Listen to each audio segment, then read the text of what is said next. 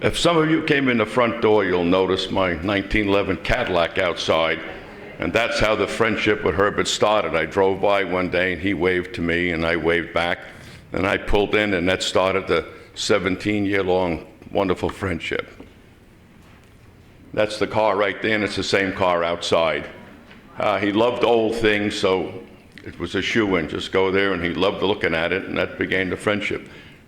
But you sat outside. No one got in the house.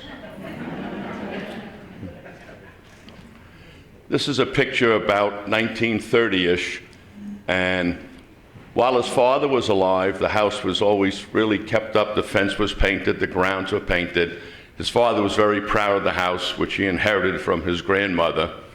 And how we got the house was, in the 1880s, when Fanny Gardiner was ailing, she asked her son Alexander Gardiner next door, would you send William over, who was the oldest boy? Well, Herbert said the oldest boy was a little sharp-tongued. Fanny baked an apple pie one day, and he took it, so she got mad. And she said to her son, William is fresh, you send John over. So at 15 years old, John went over and took care of his grandmother and did chores and stuff. And when she passed, he got the 190 acres, the house, the buildings across the street, the whole match. So the theory is, be nice to your grandmother.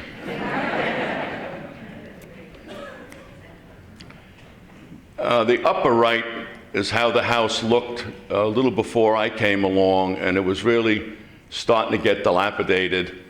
And as we became close friends, I started asking him, why don't we fix the house up?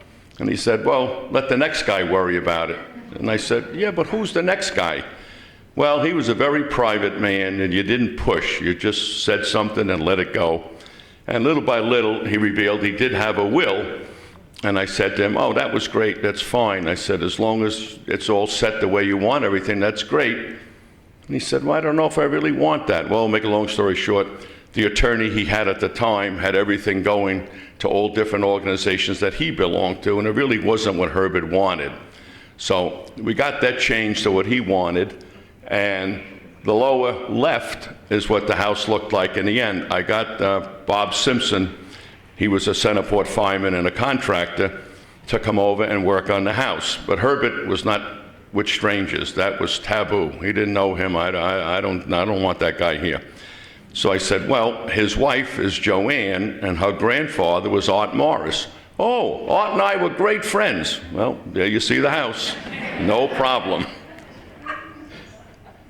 That's about what the farm looked like, somewhere in the 190-acre area. It went from East Rogues Path down to Maplewood, back up to almost Prairie Road, where the line comes up to Park Avenue, and it circles around where there were 13 acres and back again. Then the little white outline is the current 3 acres that are left. Some of you already know the story, but if you looked at the house and the picture, the house is on an angle, clearly, definitely on an angle. But it's not on an angle, and Park Avenue was never moved. But if you stand in front of the house is on an angle. So I said, Herbert, why would anybody build a house on an angle? It's not on an angle. It is too. Go look at it. Well, what happened was the house was built straight to Little Plains Road, but as wagons went by in the summer, dust came in. So his grandfather Alexander got mad and pushed Little Plains Road out where you see it today. You could do that back in the 1800s. So that left the house actually on an angle, but it's really straight to Little Plains Road. That's the only known picture of Fanny Gardiner, and it's her parents, the Smiths, that were murdered in the house. Haunted house. Well, once we had the house alarmed, and the alarm wasn't quite tuned in, and it would go off at 2 in the morning, 4 in the morning, any crazy hour. So I'd get out of bed and shoot over there, because if you don't go, that could be the time somebody broke in. So at 2 in the morning, that house is eerie, real eerie inside. Well, I had a big searchlight, went all over, everything was okay. But some people insist there's ghosts in the house, so to satisfy some of you that think there are a few faces in the window, so you can use your own imagination.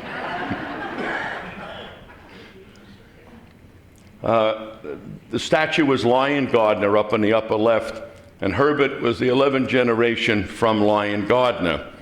Well, I'm sitting in the living room one day, and the phone rang, and he says, "Get the phone." He didn't like answering the phone. So I answered it, and it was an attorney for Lion Gardiner, and they were looking for a male heir to inherit the money. So I explained to Herbert what the guy wanted. So Herbert got on the phone and said, "What do you want?" And the guy said, "Well, we're looking for an heir to leave the money to." "I don't want that guy's money, I got my own." He hung up on him.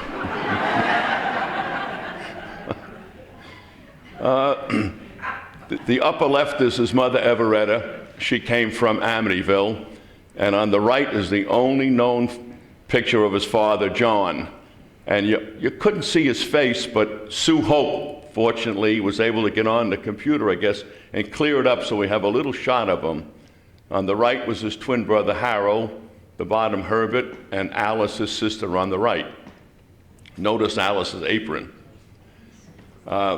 There's the photo in the lower right. Notice that apron. She was a great sewer. This would be across the street from the house, and you can see the barns, which are no longer there, and that's a picture of John. Now, if you look closely, Herbert hated two things, laziness and weeds. If you look closely, there's no weeds in that cabbage patch. That photo was taken by a fertilizer company as a promotion, showing how great their fertilizer was in producing cabbage. Back about that time, that was harvested and taken over to Golden's Pickle Works, which is behind the Greenlawn hardware store today, at the outrageous price of $4 a ton. And that was good money. Or the choice you had, you trucked it to New York City, to the old Wallabout Market, is where the Brooklyn Navy Yard came later on, and you rented a stall from the city, and you sold your produce to the peddlers. And he said, "I sold a dozen large heads of cabbage for $50, and that was great money." You probably pay a little more than that today in the store. That's Everetta in the farmyard. Looks like she might be out feeding the chickens or something. And that's the three of them, Alice on the right, Harold in the middle, and Herbert on the left. And that's about 1906. Now, they had another sister, Zella, and you can see she passed away in 1905. She caught pneumonia, and they lost her. There's no known photo of Zella. And luckily, we were looking through some old books, and we found the obituary. We knew of her, but never knew what happened to her.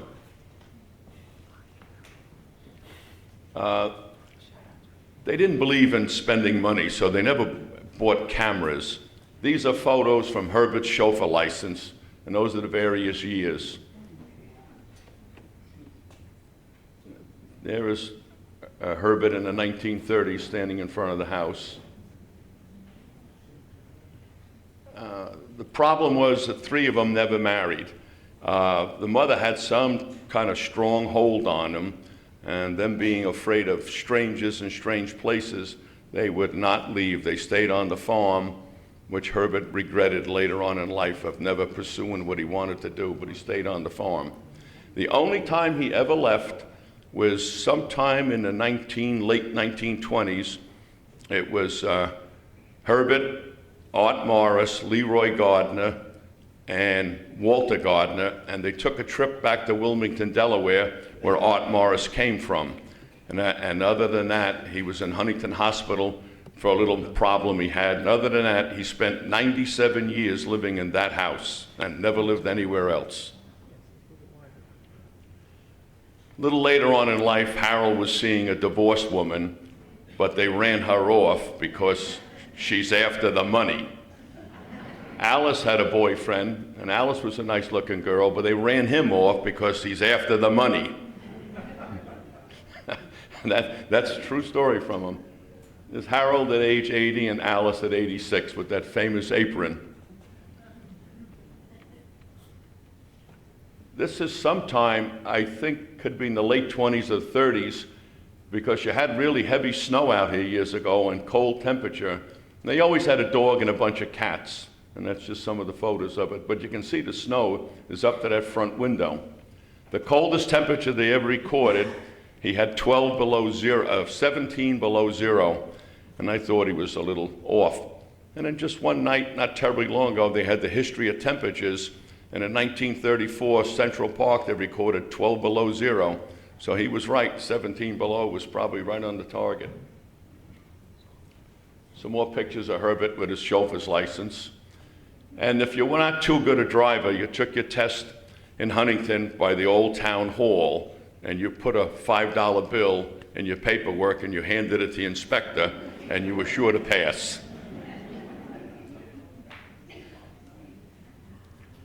Inside the house is just, it's a time warp. It's just stopped in time. And it's not that they couldn't afford anything. They had it just the way they wanted it and didn't need anything more. And that's the kitchen table. I spent many, many hours there. It was probably 3 years, and we sat outside on the bench because I started stopping just about every single day. And it was wickedly cold. And finally, Herbert said, well, let's go in the kitchen. It's too cold out here. So I got in the kitchen for the first time, but no further. And the only time I got to see the house was after a number of years. Herbert, he entrusted to me, and he called me up one day and said, could you come over? I'm dizzy. So I said, I'll be right there. So I shot over, and sure enough, he was wobbly. So I called up his doctor, who was Dr. Fuchs, who lived on Dix Hills Road. He was a World War II doctor, and $15 was an office visit, so that made it the right guy to see. You just sat on a big long bench, and when your turn came, you went in. So I took him in, and the doctor looked him over, and Herbert said, what's wrong with me, Doc? Herbert, you're like a Model T Ford, and I can't change the parts. He said, what did you have for breakfast this morning? Well, I generally have oatmeal, some coffee, and toast. That's all right. What time did you eat this morning? Let's see, I think, oh, you know, I didn't eat breakfast this morning. I forgot. So the doctor said to me, you know, you're going to have to keep a closer eye on him. He's starting to get a little forgetful. So that was the beginning of him trusting me. So doctor gave him a vitamin pill, and he had a little blood pressure pill. So I bought him Monday, Tuesday, Wednesday box. And I said, Herbert, when you get up in the morning, if it's an M, it's Monday, you take the 2 pills, you go on the calendar, make an X, and do that all week. Okay, great. Well, I get there one day on Tuesday, and he's down to Thursday. I said, Herbert, this is not good. You got to be more careful. So I said, you know what, Herbert, why don't I just stop by every morning, I'll give you the medicine, and I'll take off and go to work. No, that's a lot of bother. I don't want you doing that. I said, well, you don't have any choice. Either you're going to kill yourself or we do it this way. Well, all right. I don't know, maybe a year or two went by, me every day went there, but you couldn't leave right away because he was lonely, and you had to sit there, and sometimes it was 2.5 hours before I got out of there. So we had to listen to all the stories and stuff. So finally he says one day, you know, this is a lot of bother you're doing. He says, I want to pay you. And I said, well, we're good friends, Herbert. You can't pay me. Nope. He gets his checkbook out. I want to pay you. How much do I owe you? I said, well, I think I'd like to get paid. How much do I don't want any money. I want to see the house. And that's how I got to see the whole house. And let me tell you, I started in the basement. I went through every nook and corner, every closet, right up to the attic. So I was probably one of the rare people that ever got to see the whole house. The stove, that's a real prize. It wasn't new when it came there. His mother brought that from the farm in Amityville because that kitchen was actually a bedroom way back. And when the mother and father got married and moved in, they converted it into a kitchen. So that was the main heat for the kitchen and the stove. The only water in the house is that little spigot. And before that, you had a pitcher pump. Many houses here in Greenlawn drank cistern water because you had to go about 300 feet to get good water. So the easiest thing to do was drink cistern water. Well, about 1920, the farmers were all dusting crops, and they noticed powder on the roof. So they said, uh-oh, we're going to get poisoned. And at the same time, Park Avenue, the water main came down, so they took water in, and that did away with the cistern. So we now had water. But no hot water. There's no bathroom. There's only electric in 3 rooms. And people say, oh, how could you live like that? Well, I don't know. We lived to be 100, so it must have been pretty good. Thrifty, frugal would not begin to describe these people. They were unbelievable. That is a razor blade sharpener. You turn that little crank, and the razor falls down on a disc that sharpens it. You turn it again, and it flips it on the other side, and you sharpen the razor again.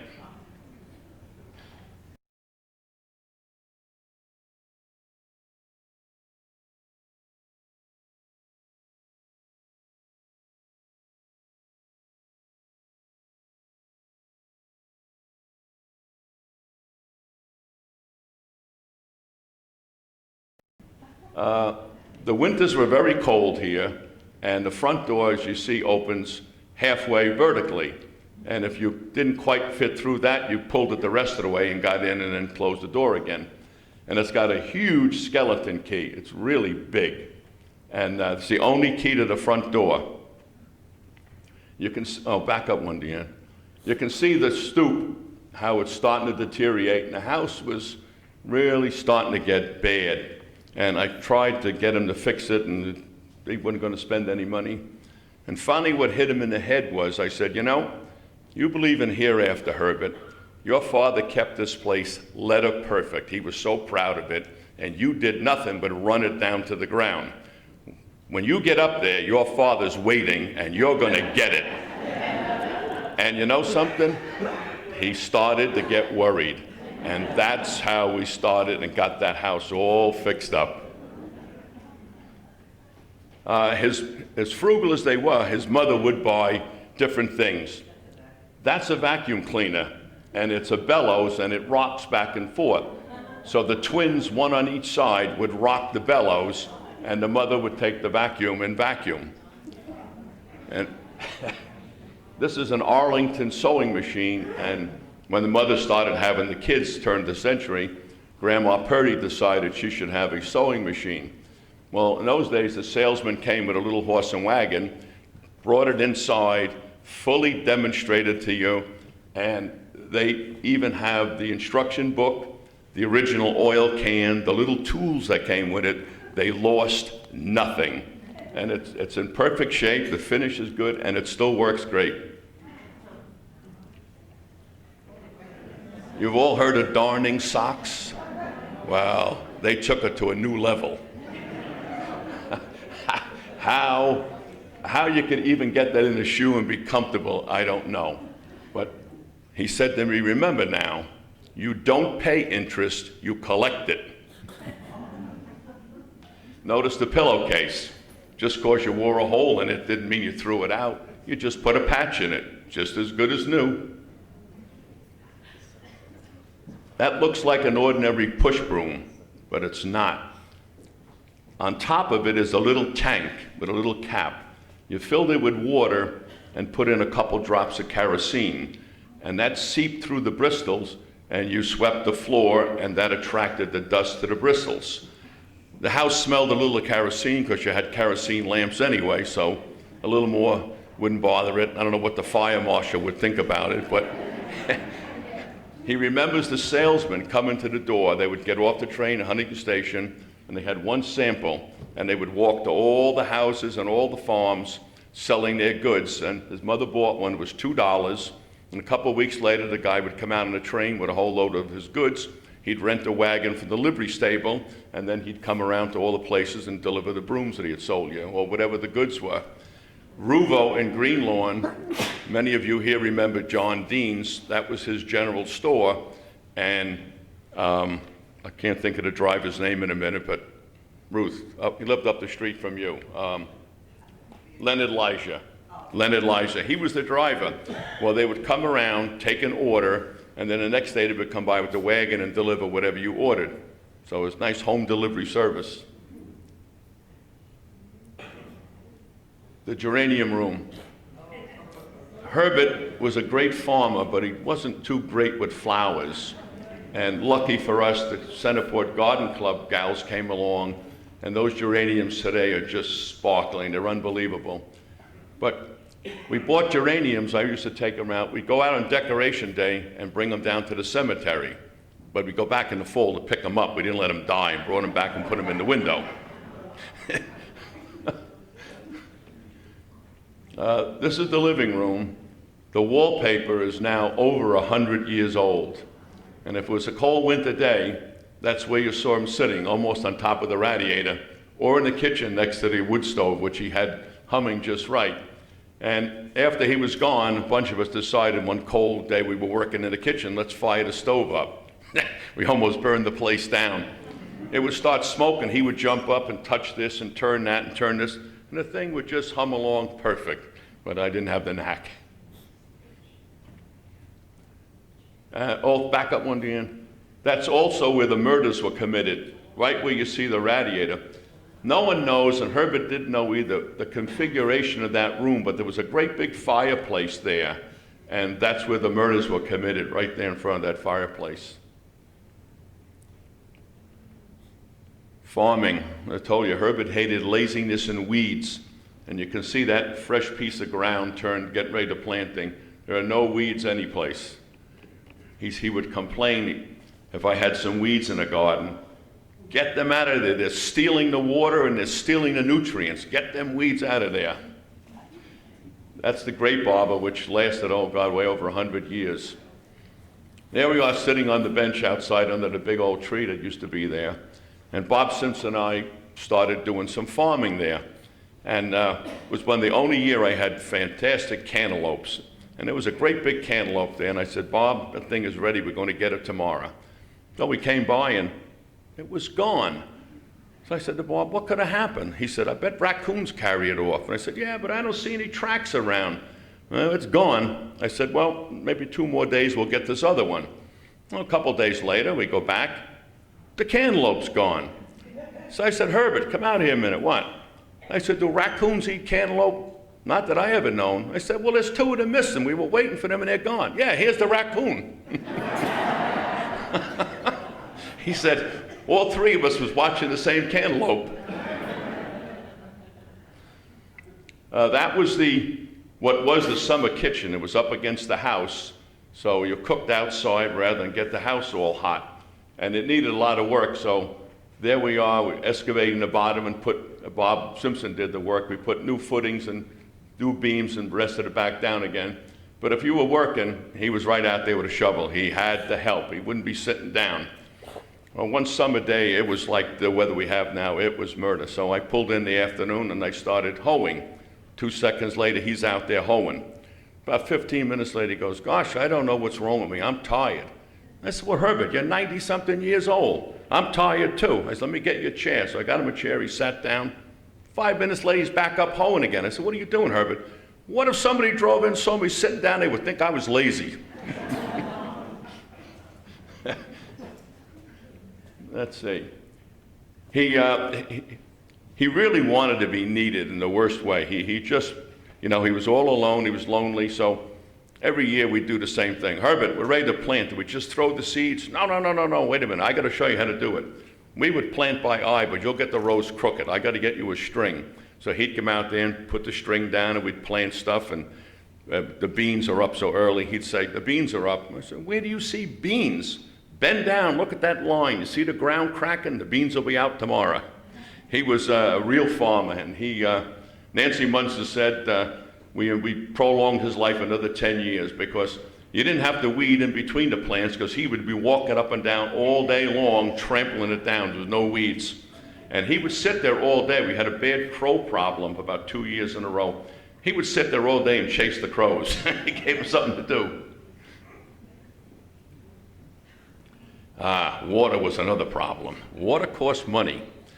So we planted everything and it was dry like now. So I set up the sprinklers at Herbert. I'm paying for the water. Leave it on in 4 hours, turn it off for me. Okay. I drove around the block, came back, you got the water off. He said, you're wasting a lot of water, he says, that the plants are here and 2 feet apart, but you're putting water in the middle. That's wasted.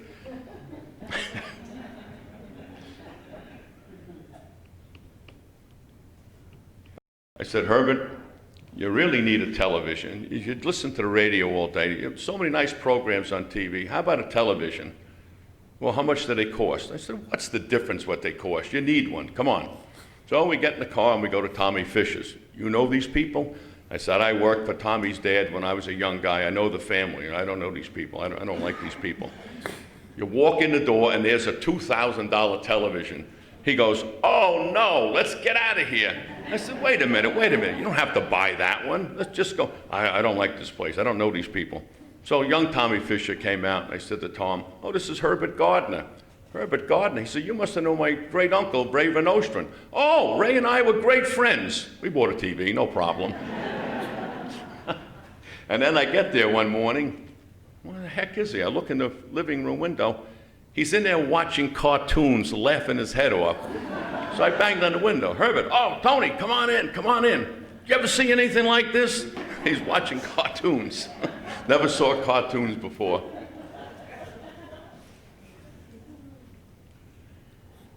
As he got older, there's no shower, no bathroom.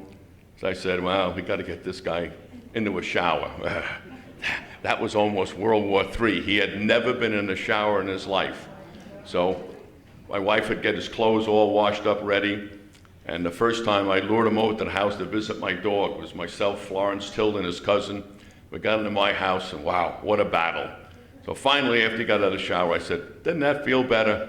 "Yeah, it was pretty good," he said. So then we got him dressed. I shaved him because he was getting a little shaky. And then we went over to Friendly's for lunch, brunch. Mealtime, his dinner was at noon.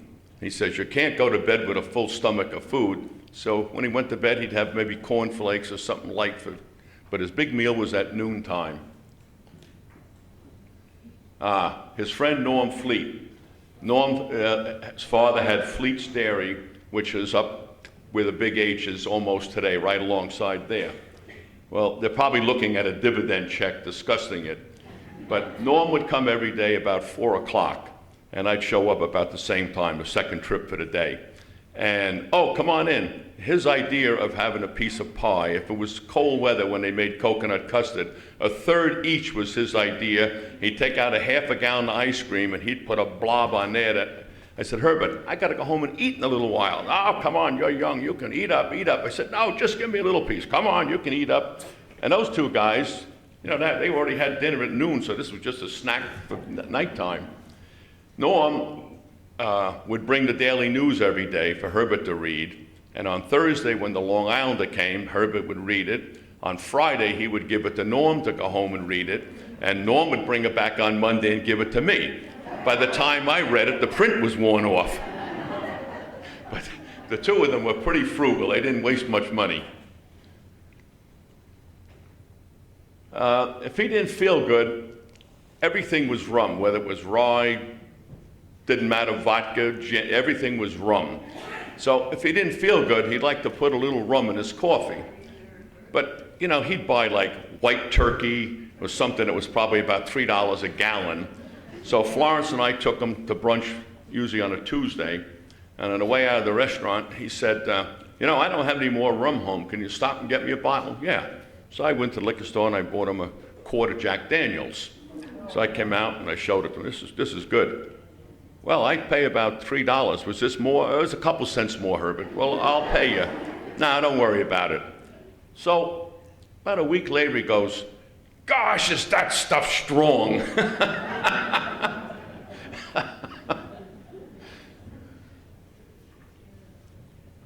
Money management. You don't just live on the farm, you live off the farm. If it didn't move, his mother canned it. Whether it was meat, vegetables, it didn't matter.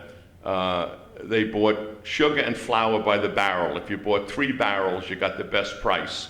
So they buy 2 barrels of flour, 1 barrel of sugar. And they really didn't need anything. They had meat, they had everything you can think of there. And of course, being poor and needing money, we had a farm stand. And you can see some of the prices. He got 40 cents. So I said, well, Herbert, how do you handle this how do you report the cash sale on your income tax? Oh, no, he says, you keep still about those things.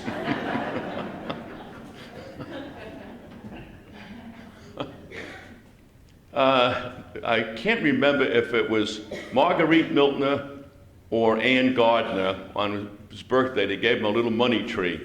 And you can see how happy he is seeing them crinkly dollar bills hanging in the tree.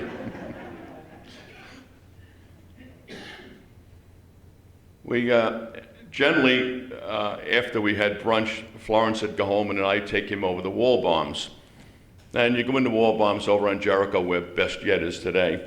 And he'd generally get a half a cooked chicken and whatever he needed, sugar or coffee or so forth and so on. And then he wanted peanut butter one day. All right, let's go down the aisle. I said, oh, right here, here's Skippy peanut butter. Wait a minute, how much is it? You know, maybe $2.59 or whatever. Well, what's wrong with the Wall Bombs brand? That's only $1.99. Well, I said, I think the Skippy is probably a little bit better, I said. I don't know about that, he said. I bought the Wall Bombs, tastes good to me. He says, you don't care how you spend my money, do you? All right, get the Wall Bombs. We got the Wall Bombs. Then we go around and then we go down the aisle where the Hershey bars are. Oh, grab me 2 of those. 2 of what? The Hershey bars. No, you don't need Hershey. You see the price of those Hershey bars? I don't care, I need them. Put them in the basket. He was a barrel of fun. One thing he couldn't figure out, this tipping business. So we'd go to Friendly's for brunch, and he said, what do you mean tipping? Don't these people get paid? I said, yeah, Herbert, but they only get paid a little bit. I never heard of such a thing. So one week, when he got up and turned his back, see, he would buy, as frugal as he was, when you went out with him, you could not pay. Whatever it was, he was treating. So he'd turn his back, and in 1 week I'd leave the tip, and the next week Florence would leave the tip while he wasn't looking. That's the car that's outside now, and that's what started the whole friendship. That's me, Norm, and I think that's Herbert in the back, and it's probably Henry Shea, his cousin, by marriage to Elizabeth Taylor, talking about something. Well, one day, in the newspaper on Town Line Road and Havamaya Lane. Havamaya Lane is where Burr Road ends at Town Line. You make a quick right and a quick left, it's Havamaya Lane.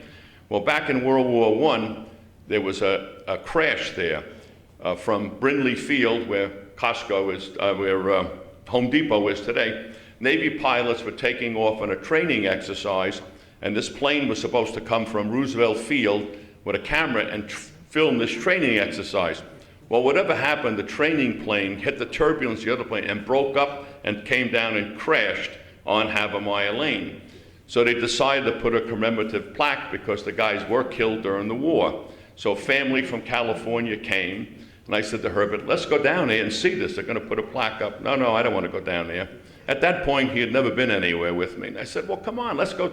No, you go, I'm not going. I said, okay, you stay home. They're going to get, he says, you know, I saw the wreckage. I was there the next day on my bicycle with my brother, and I got a piece of the wreckage. I said, well, let's go. No, you go. I said, okay, you stay home. They're going to get the whole story wrong. They're going to get all wrong because you're too stubborn to go. Oh, all right, I better go with you then. Well, of course, we had to change clothes. You didn't leave the house in house clothes. You put on outdoor clothes, his hat. We got in the Cadillac. We went down, and Ken Grimble was there filming this whole thing. And one of the knots, they were down by Ott and Pontiac, which was on Town Line Road and Jericho Turnpike. And across the street, one of the Knott brothers had an office. So the one brother said, well, you know, I saw the whole thing happen. And Ken Grimble says, you did? Yeah, well, he says, I was hoeing beans right over there, he said. And when I was a little kid, you heard an airplane. Boy, you looked up and watched. And I saw the whole plane break up. I saw the one guy get thrown out of the plane, and he landed prone in the soft field, and his body went right in the ground.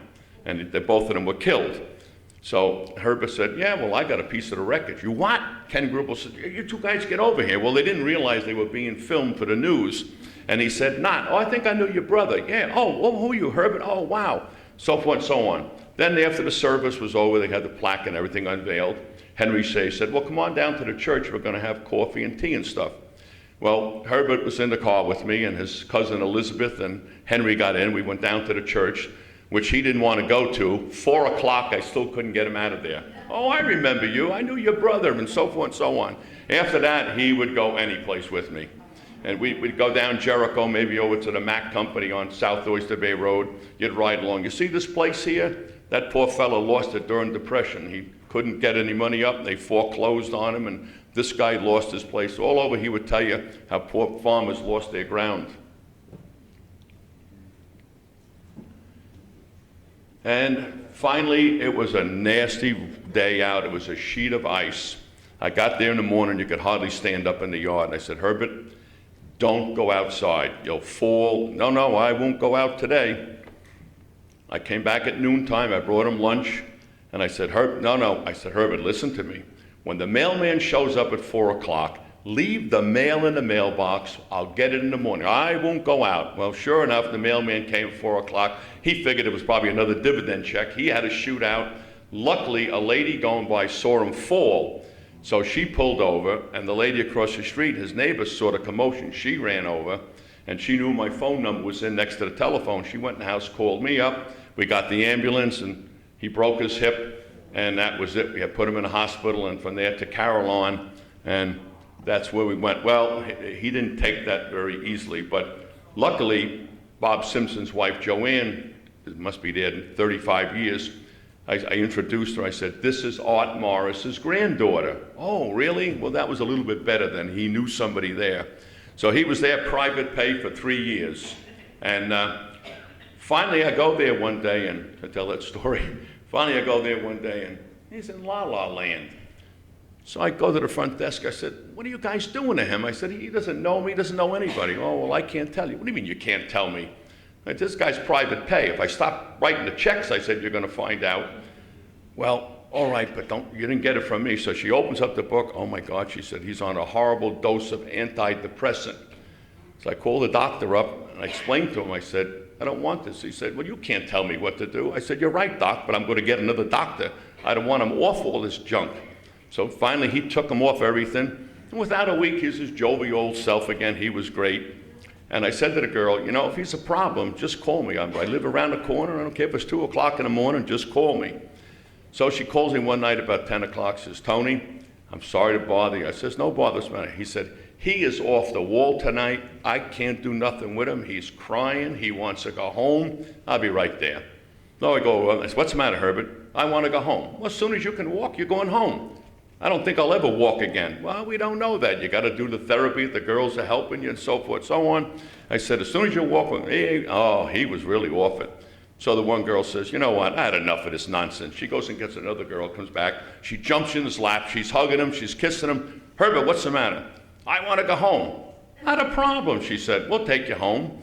I'll pay you. Well, wait a minute.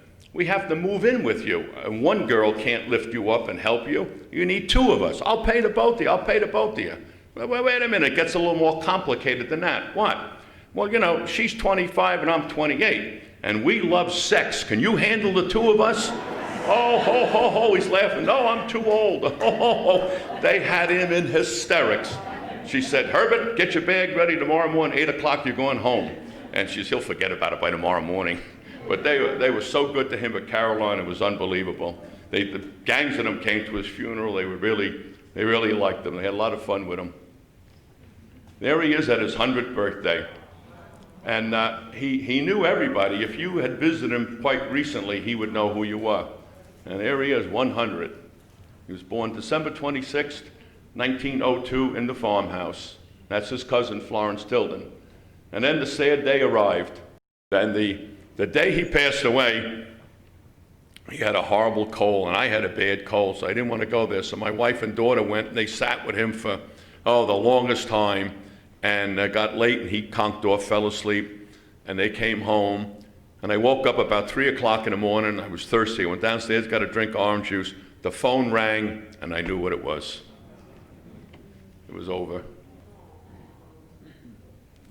And then before he passed away, he said, you know, you make sure I get buried. I don't want to be burned. I said, okay. And I said, you want a nice big tombstone, like the big garden? No, he says, I want exactly the same as the rest of the family. I said, you don't want? No, I don't want a bigger one. I don't want any squabbling, he said. So he left the cemetery $10,000 for perpetual care. And he said, you keep an eye on that cemetery. If they don't keep it trimmed up, you go back and get the money back. He was as frugal as, I told you, unbelievable. And yet he was so generous, he was unbelievable. And he was certainly great to the Greenlawn Historic. And one of the stipulations that he said to me, I want the family remembered he said, you get a sign put up there. So we put a big sign on the building, the John Gardiner Farm, and you can see it. And in the trust, it has to be maintained as a working farm. He didn't want to see it. He said he was a farmer, and he wanted that place, and we're doing that till this day. We got an awful lot of stuff growing over there, so we kept it going.